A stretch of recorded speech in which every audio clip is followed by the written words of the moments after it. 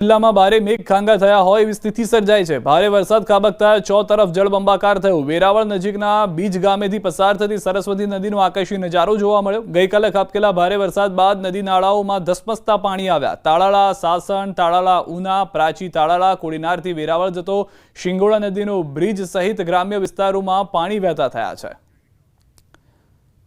તો ચાર દ્રશ્યો અમે અલગ અલગ આપને બતાવી રહ્યા છીએ। આ ચારે દ્રશ્યો આપ જુઓ, અમરેલી, કલ્યાણપુર, પોરબંદર, ગીર સોમનાથના આકાશી નજારાઓ। કેટલાક વિસ્તારની અંદર આ દ્રશ્યોએ અનેક જગ્યાએ લીલીછમ ચાદર પાથરી હોય તેવા પ્રમાણે જોવા મળી રહ્યા છે। બીજી તરફ એ પરિસ્થિતિનું પણ નિર્માણ થઈ રહ્યું છે કે જ્યાં આગળ તબાહી લઈને આવ્યા છે વરસાદ। તો ગીર સોમનાથની સરસ્વતી નદીના પણ દ્રશ્યો અમે આપને બતાવી રહ્યા છીએ। ગીર સોમનાથની સરસ્વતી નદી બે કાંઠે થતા નીચાણવાળા વિસ્તારોને પણ એલર્ટ કરવામાં આવ્યા હતા। અમરેલીના ગાગડીયો નદીના પણ નજારામાં સ્પષ્ટ જોવા મળી રહ્યું છે કે ખેડૂતો માટે રાહતના સમાચાર છે, અન્ય સિઝનમાં પણ પાક લઈ શકે તેમ છે।